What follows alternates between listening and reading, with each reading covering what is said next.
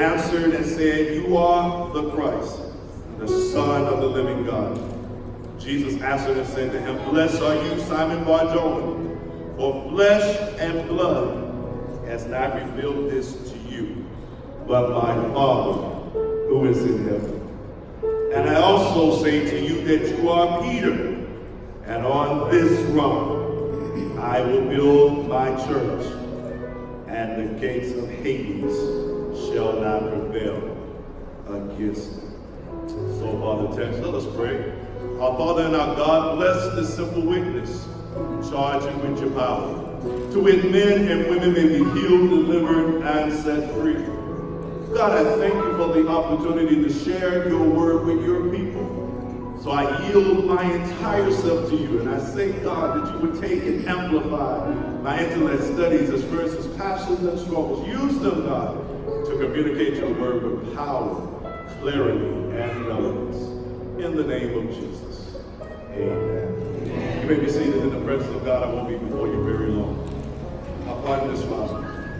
In this text, we see Jesus having an interesting conversation with his disciples after having a battle with his enemies, who were the Pharisees and the Sadducees. The Pharisees and the Sadducees were the religious order of the time, and they thought it was their duty to constantly challenge the validity of Jesus' actions, because Jesus' actions were against the tradition. I mean, you know that sometimes people's opposition of you is because God is leading you to do something that's against the norm, against the tradition. And anytime you do something that's against the tradition, people will try to put pressure on you to make you revert back to what the group is doing. But Jesus is like, no, I'm very clear about my assignment. I'm resolute. I'm going to pursue what God has called me to do. And I don't care who has anything to say about it. I'm going to obey God. And after this exchange with the Pharisees and the Sadducees over doctrine, over what is true, Jesus takes his disciples to a very interesting place. He takes them to Caesarea Philippi, which was a mighty place in that region. I've been there. I've actually preached this text in this very place. And this place was unusual for Jesus to take his disciples because it was the place where they believed the Greek god Pan lived. Pan was a very interesting guy. He was half man, half goat. And they believed that in order to satisfy the god Pan, you had to do all kinds of things. They had baby sacrifices. Interesting, we had a baby dedication today because there they had baby sacrifices. They had orgies and all sorts of wild activities going on at Caesarea Philippi. It was such a pagan place that they called the place the gates of hell. But that's what Jesus takes his disciples to have a conversation with them about what he's getting ready to do. This is the place that Jesus brings his disciples to begin to take them to the next leg of their journey. I'm so glad that God didn't take them to the temple and God didn't take it to some sacred place, because then it would exclude these sacrilegious places. I'm so glad that in God's plan, it's not just for the people who dot every I and cross every T, but God's plan includes those who don't have it all the way together. God's plan includes people who don't meet the mark. And if many of us will be honest, we will testify that we don't meet the mark all the time. When Jesus found us, we didn't have it together. Can I get some witnesses? Oh, no. I know we may look good and look sanctified and all together now, but we all have a story to tell about where we were when Jesus found us. And so Jesus says, no, I want to establish my work in a place that people have already given over to the enemy, so that the enemy can know that I can even come in your territory and take over. I want to talk to some people who are not afraid to go into the enemy's territory and to take over for God and to expand his kingdom. And so Jesus is in this place that has been dedicated to pagans, called the gates of hell. He begins to ask them, who do the people say that I am? And they began to name all of these prophets. John the Baptist, you read Elijah, verse 14. Jeremiah, are one of the prophets. The reason why they're named prophets is because the people believed that whenever they were in crisis, God would raise up a person in the spirit of a former prophet. And so they were in a crisis because they were under the rule of the Roman Empire. So they were always looking for prophetic intervention. I want to encourage you all that's in trouble or going through struggle right now, that whenever you go through trouble, there is prophetic intervention. The question is, are you paying attention to it? All right. God will raise up somebody that will remind you of what God is getting ready to do, so that you don't lose hope in the middle of what you're going through right now. I'm telling you, if it had not been for these prophetic interventions when I was about to throw in the towel, if it had not been for somebody who had their ear pressed close enough to the mouth of God to speak to me, to encourage me, to not give up, that better days are ahead, to remind me that what God told me was true, I would not be here today. I want to encourage someone right now who feels like walking away, who feels like nothing is going to change for you. Look around. There is a prophetic intervention that God has sent on your behalf to encourage you that what God spoke to you, He's going to do on your behalf. I mean, there's 50 people that clap their hands right there and give God praise that He will give you prophetic intervention. Hallelujah. Glory to God. So they are naming the prophets. That's what the people say you are. It's interesting that the people recognize the prophetic ability of Jesus, but they have not seen beneath the surface. And that's what many Christians are today. We recognize that Jesus is powerful. We recognize that Jesus can work miracles, but we haven't seen beneath His works to now see who He really is. We haven't moved beyond the surface to the depths of Jesus. And perhaps that's why some of us are going through what we're going through now. And so He goes deeper.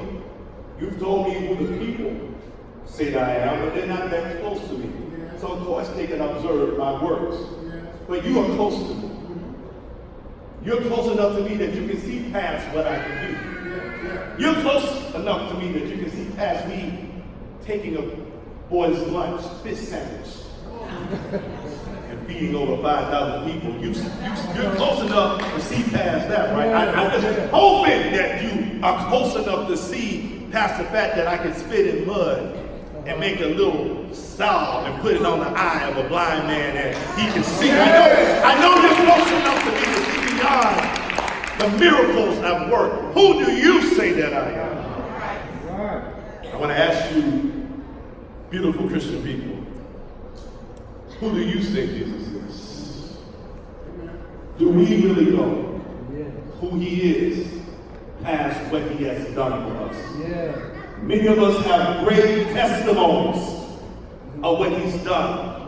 But when you begin to push them deeper to discuss who He actually is, some of us don't really know. It's not a critique. It's just a great observation to make. Because if you don't have a deeper understanding of who Jesus is, you won't stand when hell comes to your front door. He says, who do you say I am? Surely you ain't been walking with me for all these years and don't know my ontology, my people. Surely you ain't slept in the same place I've been in and you can't tell me that I'm more than a prophet. Surely that ain't what you have to say. Surely the church of today have more to say that Jesus paid my bills and He gave me food to eat. Surely we can say more than Jesus healed my body. Surely the church of today we can say more than what Jesus has done. But we can stand firm and say that He is the Christ, the Son of the living God. He is the Messiah. He's more than a prophet. He's more than a teacher. He's my Savior and He is my Lord. Open your mouth and give Him praise. If He's your Savior and He is your Lord.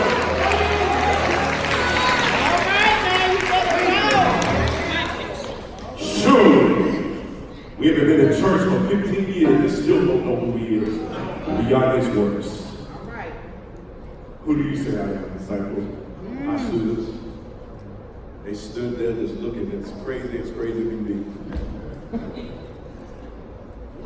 We all know. You thought you were one of the prophets too. But we all can relate to that because there's people in our lives who are as close as your nose is on your face and still don't know who you are. Is there nothing more hurtful than to be walking intimately and closely with somebody and you think they really know you past your works, but they don't. They said that they're living great. But God picks Peter and he downloads this supernatural information into this man. We call that the power. Falls on him. And he says, I know who you are. You're not just a healer. Oh, he's a healer, all right. You're not just a prophet, you're surely a prophet. You're more than a teacher. God, you know you can teach. But you are the Christ. I see past your exterior covering. I see into your soul. You are the Christ. You're the Son of the living. Christ there, Christos, means the anointed one. But not just the anointed one, it was a title reserved for the Messiah, the Savior and the King. The one that Israel had been praying for, women hoped that they would have the honor to bear. The one that God promised from old, that I would send to save your soul and restore the nation back to its regal place. The Messiah. You are the one we've been waiting for. You're the one that God sent to save us. You're the one that God sent to restore us. You are the Son of the living God. Jesus smiles. Have you ever just smiled at someone who really gets you without you having to tell them? It's one thing if I have to tell you who I am. It's another thing when you can perceive properly who I am. Doesn't make you feel good when you got somebody who just gets you. Yeah, I don't have to always have to explain myself. You don't always have to misunderstand my motives and my actions and behavior because something in you that you see beneath the surface. Am I talking right here? He smiles, says, oh, brother Peter, flesh and blood did not reveal this to you. In other words, your eyes, your physical perception did not give you this understanding. But my Father in heaven trusted you enough to see beneath the surface. And my question is, can God trust you enough to get a deeper glimpse of Jesus? I know we know him. Oh yeah, we know Jesus and we've been in church a long time and even those of us who know he's the Messiah. But can God trust us with an even deeper view of him? I just wonder if I have anybody in here who are hungry for a deeper revelation of who Jesus is. Yes, God, I know you. I know you. I know you're walking my life, and I know there's more layers to you I haven't touched. I want a deeper revelation. It only comes from God, and it only is released from God to people whom He can trust to tell us. Don't miss that. God don't give us revelation to hold to ourselves. He gives us revelation to share it.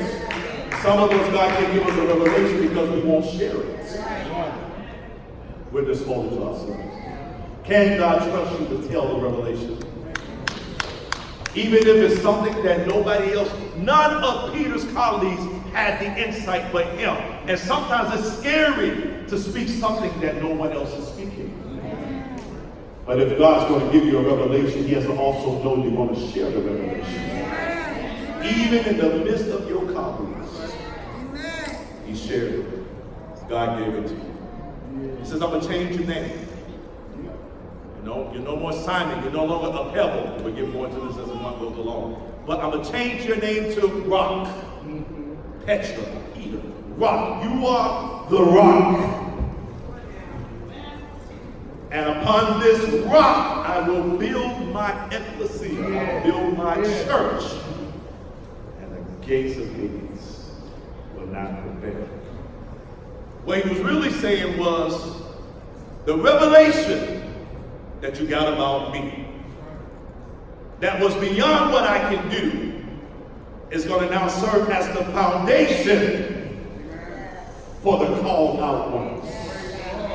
It's going to serve as a firm foundation for those that I'm going to pluck out of darkness and bring into the marvelous light. It's going to serve as a sturdy undergirding for the thousands upon thousands of millions of people that I will call out of their sins and call into a righteous relationship with. Amen. It's not you, Peter. It's what God gave you about me. See, when we build things upon ourselves and our personalities, that's going to fall. But when we build it upon what God has trusted us with about Him, and then we freely share, it provides a firm, stable foundation for those that God has called you to reach. We're not saved just to be saved. We're saved to touch somebody else. We're saved to change our neighborhoods. We are saved to change the places where we work. We are saved to change the demographics of people. That's why we've been saved. We've not been saved to go to heaven. Because if you've been saved to go to heaven, when you got saved, you would die. But as long as you got breath in your body, you are here to do the work of the ministry. You are here to share the gospel. That's what we're here to do.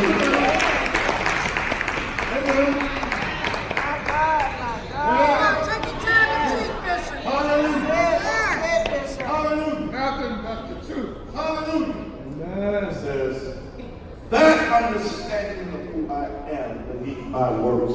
So you know why a lot of churches mess up? We try to draw people based upon the works of Jesus versus upon the character of Jesus. And so they'll come for the miracles because it's entertaining. They'll come for the food because they're hungry. Can I put it in modern context? They'll come because the music is banging. They'll come because they have a good children's church. They'll come because they have all this stuff. But when the music fades, and when your children still ain't acting right, why will you come? If you don't come because there's something about that man named Jesus, I feel his praise. Something about that man named Jesus that when I feel like I'm losing my mind, when I want to give it all up, sometimes you can get up a whole lifetime. And you know, people give up everything that you built your whole life in 5 minutes. There's something about a man named Jesus that got in my soul. And it don't matter if the music sounds like cats with airballs in their boat. I'm still going to lift my hand and tears start falling down. Because it was never about the music, and it was never about the building, and it was never about the preacher. It's always been about Jesus and who He is in my life. Y'all know the truth, you go to church for music, not the words. Even the word, we can't even go to church for the preacher. How good the word is. We have to go because there's something in my heart that Jesus has done that only He can do. And my gratitude is to worship Him when I'm sick, worship Him when I'm broke, worship Him when I'm sad. I'm still going to worship Him when I'm depressed, worship Him when I'm confused. I'm going to worship Him because it's the least I can do. Despite what I'm going through, I'm like a songwriter. I got to open my mouth and say something.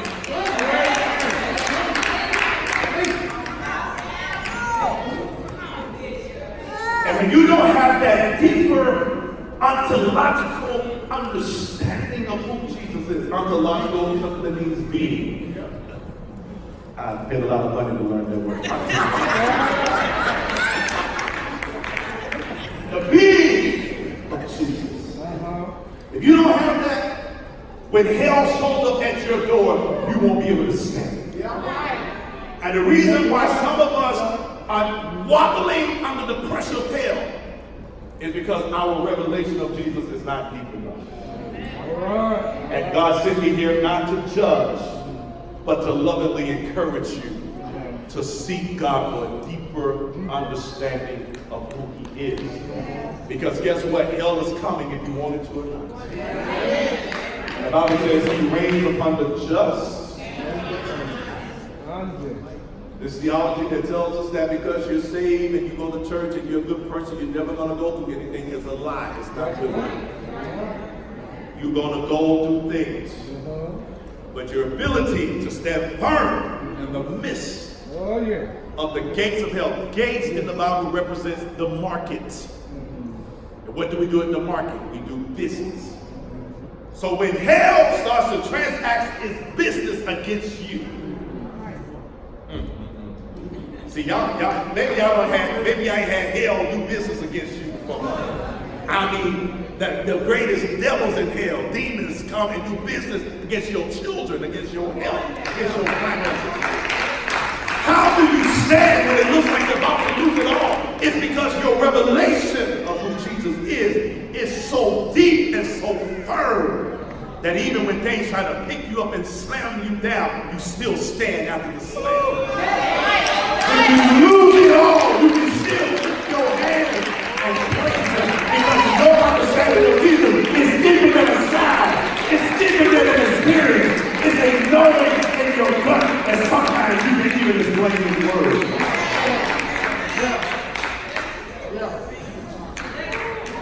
In this last and evil day, we all need a deeper understanding of Jesus that goes beyond our feelings.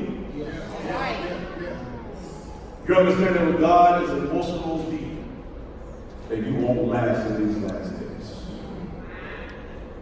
If your understanding of God is only an intellectual, logical rationalization of God, then you won't be able to stand in this last day.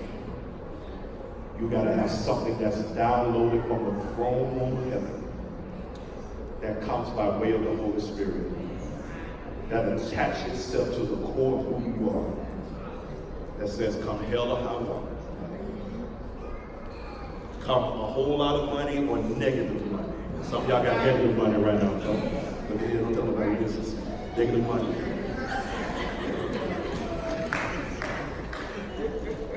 Come love or hate, no matter where I'm at, my confession won't change. For Christ I live. See, you got to really have the people to make that kind of confession. Most of the churches I do that, they want to say, for God I live and for God I live. Wait, what? I got to die? Yes. There was a missionary I close with. There was a missionary who we honored at General Council, a white young lady who went to do missions in West Africa. And two men came into her apartment. They blindfolded her, bound her, gagged her, and they raped and tortured her for hours.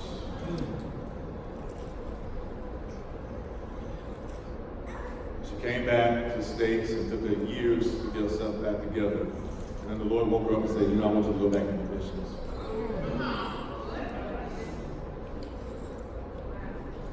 Now, both of us would cuss God out.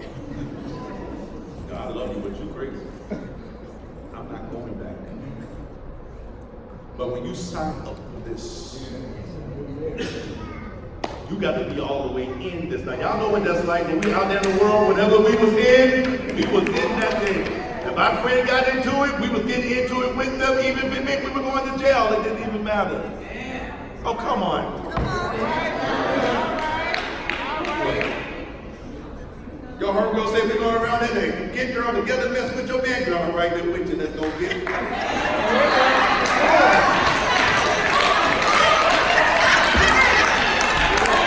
Don't play with me here. Y'all be here. And there's a Mr. Ratchet here. I see more ratchet than some Mr. Well, I know when I see the ratchet, don't play with me now. Let me get saved and act like we can't be all in. Say that we got to be all in. Even if it means going back and facing your fears. Even if it means going to reach a group of people that you left and you don't want nobody to know you used to be there.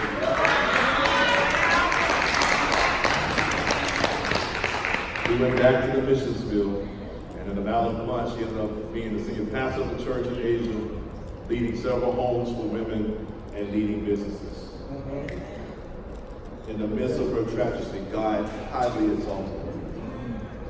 If you're not willing to give your life, your will, your comforts for what God called you to be, then you won't be able to survive the shaking that the gates of hell has in store for your house in the days to come. I'm not saying that to scare you. I'm saying that so that you can be prepared. So that when trouble comes, you won't charge God foolishly, but you'll smile. Says, I've been waiting. I'm still going to praise Him. I've been waiting on you. And I'm still going to serve God. I've been waiting on you. And I'm still going to serve. I've been waiting on you. And I'm still going to serve what God called. In order for you to get the benefit and understanding of being upon the rock, you have to get a deeper, beneath the surface understanding of who He is. How do you get that understanding? You get that understanding by putting yourself in a position where God can trust you with that information. You have to show God that He can trust us with information. Yes. We show Him that He can trust us with the information when He knows that in times past, when He said to do something, we did. Our obedience positions us for greater revelations of Jesus. Our availability. God, I'm available. How many of you guys say, God, I'm available? However, whenever you want to use me. I'm available. See, when you're available and you're obedient and you're sharing, you position yourself for deeper understanding of who Jesus is. If there's anybody here today, and not laying hands, but I do want to open the altar. If you're here today and you say, I want a deeper revelation of who Jesus is. It don't matter if you've been saved for 20 years or 20 days. If you're here and you say, I want a deeper revelation of who Jesus is, I want you to come to this altar. I'm going to be the first one to come down.